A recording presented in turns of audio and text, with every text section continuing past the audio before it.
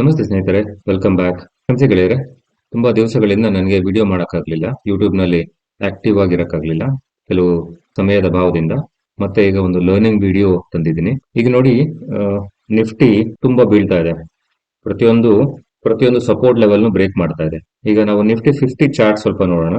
ನಾನು ಒಂದು ತಿಂಗಳಿಂದ ಒಂದು ವಿಡಿಯೋ ಮಾಡಿದ್ದೆ. ಅದರಲ್ಲಿ ನೋಡಿ, ಈ ವಿಡಿಯೋದು ಆಲ್ಮೋಸ್ಟ್ ಒಂದು ತಿಂಗಳಿಂದ ನೋಡಿ. ಈ ವಿಡಿಯೋದಲ್ಲಿ ನಾನು ಹೇಳಿದ್ದೆ ನಿಫ್ಟಿ ಒಂದು ಬೇರಿಶ್ ಅಥವಾ ನೆಗೆಟಿವ್ ಚಾರ್ಟ್ ಪ್ಯಾಟರ್ನ್ ಮಾಡ್ತಿದೆ. ಅದ್ರ ಪ್ರಕಾರ 22,200 ಅರೌಂಡ್ 22,000 ಲೆವೆಲ್ ನಾನು ಹೇಳಿದ್ದೆ, ಅಲ್ಲಿವರೆಗೂ ನಿಫ್ಟಿ ಇಂಡೆಕ್ಸ್ ಹೋಗ್ಬೋದು ಅಂದ್ಬಿಟ್ಟು. ಇವತ್ತು ನೋಡಿ, ನಿಫ್ಟಿ ಆ ಲೆವೆಲ್ ಅಲ್ಲೇ ಇದೆ. ಇಲ್ಲಿದೆ ಇವತ್ತು 22,120. ನೋಡಿ, ಹೀಗೊಂದು ಚಾರ್ಟ್ ಪ್ಯಾಟರ್ನ್ ಮಾಡಿದ್ದು, ಕಪ್ ವಿತ್ ಹ್ಯಾಂಡಲ್. ಇವರ ಟಾರ್ಗೆಟ್ ಬಂದು ಆಲ್ಮೋಸ್ಟ್ 22,200 ಇತ್ತು. ಈಗ ಏನಾಗ್ತಿದೆ ಅಂದ್ರೆ, ಪ್ರತಿಯೊಂದು ಸಪೋರ್ಟ್ ಲೆವೆಲ್ನು ನಿಫ್ಟಿ ಬ್ರೇಕ್ ಮಾಡ್ತಾ ಇದೆ. ಎಲ್ಲೆಲ್ಲಿ ಮೇಜರ್ ಸಪೋರ್ಟ್ ಇತ್ತು ನಿಫ್ಟಿಗೆ ನೋಡಿ, ಇಲ್ಲೊಂದು ಸಪೋರ್ಟ್ ಇತ್ತು, ಅದಾದ್ಮೇಲೆ ಇಲ್ಲೊಂದು ಸಪೋರ್ಟ್ ಇತ್ತು, ಇಲ್ಲಿಂದ ಬ್ರೇಕ್ಔಟ್ ತಗೊಂಡಿತ್ತು, ಇಲ್ಲೊಂದು ಸಪೋರ್ಟ್ ತಗೊಂಡು ಈ ಸಪೋರ್ಟ್ ನ ಬ್ರೇಕ್ ಮಾಡ್ತು. ಇಲ್ಲೊಂದು ಸಪೋರ್ಟ್ ಇತ್ತು ನೋಡಿ, ಒಂದ್ಸಲ, 2 ಸಲ, 3 ಸಲ, 4 ಸಲ ಈ ರೆಸಿಸ್ಟೆನ್ಸ್ ನ ಬ್ರೇಕ್ ಮಾಡಿ ಮೇಲೋಗಿ ಮತ್ತೆ ಅದೇ ಲೆವೆಲ್ ನ ರೆಸ್ಪೆಕ್ಟ್ ಮಾಡಿ ಇಲ್ಲಿಂದ ಬ್ರೇಕ್ ಆಯ್ತು. ಈಗ ನೆಕ್ಸ್ಟ್ 22,200 ಲೆವೆಲ್ ನಲ್ಲಿದೆ. ಈಗ ನೆಕ್ಸ್ಟ್ ಎಲ್ಲಿವರೆಗೂ ಹೋಗ್ಬೋದು ಮಾರ್ಕೆಟ್ ನೋಡಿ. ಸ್ಟಾಕ್ ಮಾರ್ಕೆಟ್ ನಮ್ ಕಂಟ್ರೋಲ್ ಇರೋದಿಲ್ಲ, ಬಟ್ ಒಂದು ಪ್ರೀವಿಯಸ್ ಚಾರ್ಟ್ ಪ್ಯಾಟರ್ನ್ ಮೂಲಕ ಅಥವಾ ಸಪೋರ್ಟ್ ರೆಸಿಸ್ಟೆನ್ಸ್ ಮೂಲಕ ಒಂದು ಪ್ರಿಡಿಕ್ಷನ್ ಮಾಡ್ಬೋದು. ನನ್ನ ಪ್ರಕಾರ ಇದರ ನೆಕ್ಸ್ಟ್ ಸಪೋರ್ಟ್ ಲೆವೆಲ್ ಬಂದು ನೋಡಿ, ಇಲ್ಲಿದೆ ನೋಡಿ. ಯಾಕೆ ಹೇಳ್ತಾ ಇದೀನಿ ಅಂದ್ರೆ, ಈ ಲೆವೆಲ್ ನಲ್ಲಿ ತುಂಬಾ ಸಲ ಸಪೋರ್ಟ್ ತಗೊಂಡು ಇಲ್ಲಿ ಸಪೋರ್ಟು, ಇಲ್ಲಿ ಸಪೋರ್ಟು, ಇಲ್ಲಿ ಸಪೋರ್ಟು, ನಾನು ಸ್ವಲ್ಪ ಹೈಲೈಟ್ ಮಾಡ್ತೀನಿ. ಇಲ್ಲೊಂದ್ಸಲ, ಇಲ್ಲೊಂದ್ಸಲ, ಇಲ್ಲಿ, ಇಲ್ಲಿ, ಇಲ್ಲಿ, ಇಲ್ಲಿ. ಇದು ಜೂನ್ ಟೈಮ್, ಎಲೆಕ್ಷನ್ ರಿಸಲ್ಟ್ಸ್ ಬಂದಿದ್ದ ಟೈಮ್. ಆ ಟೈಮ್ ನಲ್ಲಿ ಇಲ್ಲಿವರೆಗೂ ಹೋಗಿ ಇಲ್ಲಿಂದ ಮತ್ತೆ ಟಾಪ್ ಹೋಗಿ ಮತ್ತೆ ಕೆಳಗೆ ಬರ್ತಿದೆ. ಈಗ ಆಲ್ಮೋಸ್ಟ್ ಅಲ್ಲಿಗೆ ಬರೋ ತರ ಇದೆ. ಸೊ ಸ್ಟಾಕ್ ಮಾರ್ಕೆಟ್ ಇಲ್ಲಿವರೆಗೂ ಹೋಗ್ಬೋದು, ನಿಫ್ಟಿ 50 ಇಂಡೆಕ್ಸ್. ಆಮೇಲೆ ಇದಕ್ಕಿಂತ ಕೆಳಗೆ ಹೋಗ್ಬೋದಾ? ಖಂಡಿತ ಹೋಗ್ಬೋದು. ಆದ್ರೆ ಮೋಸ್ಟ್ ಪ್ರಾಬಲಿ ನನ್ನ ಪ್ರಕಾರ ಇಲ್ಲಿವರೆಗೂ ಹೋಗಿ ಇಲ್ಲಿಂದ ಕೆಲವು ಸೈಡ್ ವೇಸ್, ಕೆಲವು ದಿನ ಸೈಡ್ ವೇಸ್ ಮಾರ್ಕೆಟ್ ಇದ್ದು ಆಮೇಲೆ ರಿಕವರಿ ಮಾಡ್ಬೋದು ಅನ್ಕೋತೀನಿ. ಯಾಕೆ ಸ್ಟಾಕ್ ಮಾರ್ಕೆಟ್ ಇಷ್ಟೊಂದು ಕೆಳಗೆ ಬೀಳ್ತಿದೆ ಅಂತ ನನ್ನ ಒಂದು ಅನಾಲಿಸಿಸ್ ಮಾಡೋದಾದ್ರೆ, ಯಾವಾಗ ಅನ್ಸರ್ಟನಿಟಿ ಇರುತ್ತೆ ಅಂದ್ರೆ ಅನಿರೀಕ್ಷತೆ ಇರುತ್ತೆ ಗ್ಲೋಬಲ್ ಮಾರ್ಕೆಟ್ಸ್ ನಲ್ಲಿ, ಇಂಡಿಯನ್ ಮಾರ್ಕೆಟ್ ನಲ್ಲಿ, ಅವಾಗೆಲ್ಲ ಮಾರ್ಕೆಟ್ ಒಂದು ಕ್ಲಾರಿಟಿ ಇರೋದಿಲ್ಲ. ಅದರಿಂದ ಅದು ಒಂದು ಸೈಡ್ ವೇಸ್ ಮೂವ್ಮೆಂಟ್ ಮಾಡುತ್ತೆ. ಸೈಡ್ ವೇಸ್ ಅಂದ್ರೆ ನೋಡಿ, ಈ ತರ ಹೀಗೆ ಹೀಗೆ ಹೀಗೆ ಹೀಗೆ ಮಾಡುತ್ತೆ. ಇಲ್ಲ ಅಂದ್ರೆ ಅದು ಒಂದು ನೆಗೆಟಿವ್ ಹಿಂಗೆ ಹಿಂಗೆ ಹಿಂಗೆ ಮಾಡ್ಕೊಂಡು ಕೆಳಗೆ ಬೀಳ್ತಾ ಹೋಗುತ್ತೆ. ಸೊ ಈಗ ಏನೇನಾಗ್ತಿದೆ ವರ್ಲ್ಡ್ ನಲ್ಲಿ ಅಥವಾ ಇಂಡಿಯಾದಲ್ಲಿ ಅಂತ ನನ್ನ ಪ್ರಕಾರ ಅನಾಲಿಸಿಸ್ ಮಾಡೋದಾದ್ರೆ, ಒಂದು foreign institutional investors last October ನಿಂದ ಇಂಡಿಯನ್ ಮಾರ್ಕೆಟ್ಸ್ ನ ತುಂಬಾ ಸೆಲ್ ಮಾಡ್ತಿದ್ದಾರೆ. ಅವರ ಏನು ಹೋಲ್ಡಿಂಗ್ಸ್ ಇದೆ ಅದರಲ್ಲಿ ಒಂದು ಫ್ರಾಕ್ಷನ್ ಆಫ್ ಹೋಲ್ಡಿಂಗ್ಸ್ ನ ಸೆಲ್ ಮಾಡಿ US ಮಾರ್ಕೆಟ್ಗೆ ತಗೊಂಡು ಹೋಗ್ತಿದ್ದಾರೆ. ಯಾಕಂದ್ರೆ ಯಾವಾಗಿಂದ ಟ್ರಂಪ್ US ನಲ್ಲಿ ಅಧಿಕಾರಕ್ಕೆ ಬಂದ್ರು, Trump is a business man. ಆತ ಬಿಸ್ನೆಸ್ ಫ್ರೆಂಡ್ಲಿ ಮನುಷ್ಯ, ಸ್ಟಾಕ್ ಮಾರ್ಕೆಟ್ ಫ್ರೆಂಡ್ಲಿ ಮನುಷ್ಯ. FIS ಗೆ ಗೊತ್ತು US ನಲ್ಲಿ ತುಂಬಾ ಇನ್ವೆಸ್ಟ್ಮೆಂಟ್ ಆಗುತ್ತೆ, ಅಲ್ಲಿ ಗ್ರೋತ್ ಆಗುತ್ತೆ ಅಂದ್ಬಿಟ್ಟು. ಅದರಿಂದ ಬೇರೆ ಎಮರ್ಜಿಂಗ್ ಮಾರ್ಕೆಟ್ಸ್ ಅಂದ್ರೆ ಅಭಿವೃದ್ಧಿ ಹೊಂದುತ್ತಿರುವ ಮಾರ್ಕೆಟ್ಗಳಲ್ಲಿ ಯಾರ್ಯಾರು ಇನ್ವೆಸ್ಟ್ ಮಾಡಿರ್ತಾರೋ ಫಾರಿನ್ ಇನ್ಸ್ಟಿಟ್ಯೂಷನಲ್ ಇನ್ವೆಸ್ಟರ್ಸ್, ಇವರೆಲ್ಲ ಬಿಗ್ ಮ್ಯೂಚುವಲ್ ಫಂಡ್ಸ್, ಅವರು ಇಂಡಿಯಾದಲ್ಲಿ, ಬ್ರೆಜಿಲ್ ನಲ್ಲಿ, ಚೈನಾದಲ್ಲಿ ಹಾಕಿರೋ ಅಮೌಂಟ್ ನ ಅವರು ತಗೊಂಡೋಗ್ಬಿಟ್ಟು US ಮಾರ್ಕೆಟ್ ನಲ್ಲಿ, US ಇಕ್ವಿಟೀಸ್ ನಲ್ಲಿ ಇನ್ವೆಸ್ಟ್ ಮಾಡ್ತಿದ್ದಾರೆ. US ಟಾಪ್ ಕಂಪನೀಸ್ ಗಳಲ್ಲಿ, ಎಸ್ಪೆಷಲಿ ಆರ್ಟಿಫಿಷಿಯಲ್ ಇಂಟೆಲಿಜೆನ್ಸ್ ಬಂದ್ಮೇಲಂತೂ ಅಮೆರಿಕದ ಟಾಪ್ ಕಂಪನೀಸ್ ಗಳು ಅದ್ರ ಮೇಲೆ ಇನ್ವೆಸ್ಟ್ ಮಾಡ್ತಿರೋದ್ರಿಂದ ಎಲ್ಲ ತಗೊಂಡು ಅಲ್ಲಿ ಇನ್ವೆಸ್ಟ್ ಮಾಡ್ತಾರೆ. ಯಾಕಂದ್ರೆ ಅವ್ರಿಗೆ ಗೊತ್ತು ಅದು ನೆಕ್ಸ್ಟ್ ಫ್ಯೂಚರ್ ಅನ್ಬಿಟ್ಟು. ಸೊ ಅದರಿಂದ ಇಂಡಿಯನ್ ಮಾರ್ಕೆಟ್ ಸೆಪ್ಟೆಂಬರ್ ಸ್ಟಾರ್ಟಿಂಗ್ ಇಂದ ಬೀಳ್ತಾ ಇದೆ ನೋಡಿ. ಯಾವಾಗ ನಮ್ಗೆ ಪ್ರೀವಿಯಸ್ ಟಾಪ್ ಮಾಡಿದ್ದು ಎಂಡ್ ಆಫ್ ಸೆಪ್ಟೆಂಬರ್, ಅಕ್ಟೋಬರ್ ಇಂದ ಬೀಳ್ತಾ ಇದೆ. ಅವ್ರು ಇನ್ನೂ ಫುಲ್ ಬೈ ಮಾಡೋದ್ ಬಂದಿಲ್ಲ ಇಂಡಿಯಾದಲ್ಲಿ. ಅವ್ರು ಯಾವಾಗ ಬೈ ಮಾಡ್ತಾರೋ ಅವಾಗ ಸ್ವಲ್ಪ ಮಾರ್ಕೆಟ್ ನಮ್ದು ರಿಕವರಿ ಆಗುತ್ತೆ. ಎರಡು, ಟ್ರಂಪ್ US ಪ್ರೆಸಿಡೆಂಟ್ ಆ ದೇಶಗಳ ಮೇಲೂ ಟ್ಯಾರಿಫ್ಸ್ ತೆರಿಗೆನ ಹಾಕ್ತಾ ಇದ್ದಾರೆ. ಅದರಿಂದ ಗ್ಲೋಬಲ್ ಕಂಪನಿಗಳು, ಇವನ್ ಇಂಡಿಯನ್ ಕಂಪನಿಗಳು, ಅವುಗಳ ಅರ್ನಿಂಗ್ಸ್, ಪ್ರಾಫಿಟ್ ಮೇಲೆ ಇಂಪ್ಯಾಕ್ಟ್ ಆಗುತ್ತೆ. ಪ್ರತಿ ಕ್ವಾರ್ಟರ್ಲಿ ರಿಪೋರ್ಟ್ಸ್ ಕೊಡ್ತಾರಲ್ಲ, ಅದ್ರ ಮೇಲೆ ಇಂಪ್ಯಾಕ್ಟ್ ಆಗುತ್ತೆ.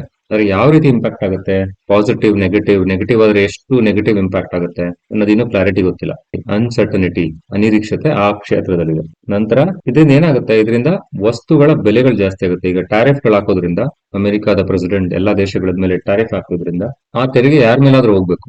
ಯಾರ ಮೇಲೆ ಹೋಗುತ್ತೆ?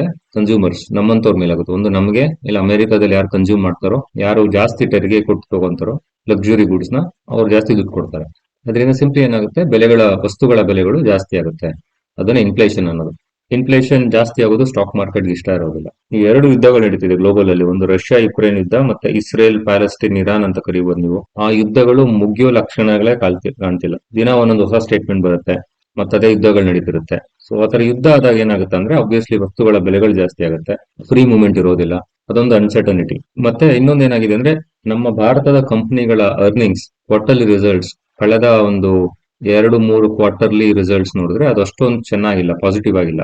ಅದರಿಂದ ಒಬ್ವಿಯಸ್ಲಿ ಇಂಡಿಯನ್ ಮಾರ್ಕೆಟ್ ಹೋಗ್ಬೇಕಂದ್ರೆ ಮೇನ್ ಬಂದು ಇಂಡಿಯನ್ ಕಂಪ್ನಿಗಳು ಅರ್ನಿಂಗ್ ಚೆನ್ನಾಗಿ ಕೊಡಬೇಕು. ಇದೊಂದು ಬ್ರಾಡ್ಲಿ 4-5 ಕಾರಣಗಳು ನನ್ನ ಪ್ರಕಾರ ಯಾಕೆ ಸ್ಟಾಕ್ ಮಾರ್ಕೆಟ್ ಕನ್ಸಾಲಿಡೇಟ್ ಆಗ್ತಿದೆ ಅಥವಾ ನೆಗೆಟಿವ್ ಆಗಿ ಹೋಗ್ತಿದೆ. ಒಂದು ಕ್ಲಾರಿಟಿ ಇಲ್ಲ ನಾವು ಸ್ಟಾಕ್ ಮಾರ್ಕೆಟ್ಗೆ. ನೋಡಿ, ಲಾಸ್ಟ್ ಜೂನ್ ನಲ್ಲಿ ಮೋದಿ ಅಧಿಕಾರಕ್ಕೆ ಬಂದ ಮೇಲೆ ಒಂದು ಕ್ಲಾರಿಟಿ ಸಿಕ್ತು ಇಡೀ ಇಂಡಿಯನ್ ಸ್ಟಾಕ್ ಮಾರ್ಕೆಟ್ ಬಗ್ಗೆ, ಫಾರಿನ್ ಇನ್ಸ್ಟಿಟ್ಯೂಷನಲ್ ಇನ್ವೆಸ್ಟರ್ಸ್ಗೆ ಮತ್ತೆ ಪ್ರತಿಯೊಬ್ಬರಿಗೂ ಯಾರ್ಯಾರು ಇನ್ವೆಸ್ಟ್ ಮಾಡ್ತಾರೆ, ನಾವು ನೀವು ರಿಟೇಲ್ ಪಬ್ಲಿಕ್ ಇನ್ವೆಸ್ಟ್ ಮಾಡ್ತೀವಿ. ಭಾರತದ ಮ್ಯೂಚುವಲ್ ಫಂಡ್ಗಳು ಅದನ್ನೇ ಡೊಮೆಸ್ಟಿಕ್ ಇನ್ಸ್ಟಿಟ್ಯೂಷನಲ್ ಇನ್ವೆಸ್ಟರ್ಸ್ ಅಂತ ಕರೀತಾರೆ. ಈಗ HDFC ಮ್ಯೂಚುವಲ್ ಫಂಡ್ ಇರ್ಬೋದು, ನಿಪ್ಪೋನ್ ಮ್ಯೂಚುವಲ್ ಫಂಡ್, ಜಿರೋದಾ AMC, ಈ ತರ ತುಂಬಾ mutual ಫಂಡ್ಗಳಿವೆ.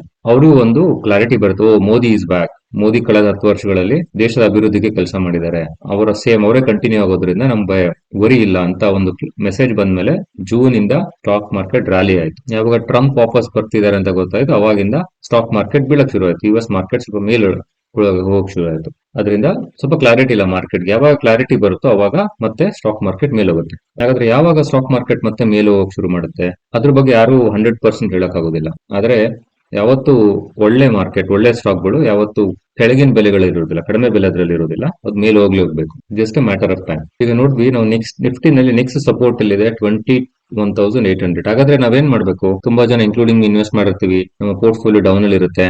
So this is the golden time for investment. ಯಾಕಂದ್ರೆ ಸ್ಟಾಕ್ಸ್ಗಳು, ಪ್ರತಿಯೊಂದು ಸ್ಟಾಕ್ಸ್ಗಳು ನೀವು ನೋಡಿದ್ರೆ ಟಾಪ್ 100 ಇರ್ಬೋದು, ಸ್ಮಾಲ್ ಕ್ಯಾಪ್ಸ್, ಮಿಡ್ ಕ್ಯಾಪ್ಸ್, ತುಂಬಾ ಕಡಿಮೆ ಬೆಲೆಗಳಲ್ಲಿ, ಕಡಿಮೆ ವ್ಯಾಲ್ಯೂಯೇಷನ್ಗಳಲ್ಲಿ, ಬೆಸ್ಟ್ ವ್ಯಾಲ್ಯೂಯೇಷನ್ಗಳಲ್ಲಿ ಅವೈಲೇಬಲ್ ಆಗಿದೆ. ಸೊ ಯಾರ ಹತ್ರ ಒಳ್ಳೆ ಪೋರ್ಟ್ಫೋಲಿಯೋ ಇರುತ್ತೆ ಅವ್ರು ಅದನ್ನ ಇವಾಗ ಆವರೇಜ್ ಮಾಡ್ಕೊಳಕ್ ನೋಡ್ಬೇಕು. ಅವರ ಸ್ಟಾಕ್ ಪ್ರೈಸಸ್ ಅಮೌಂಟ್ ಇದ್ರೆ.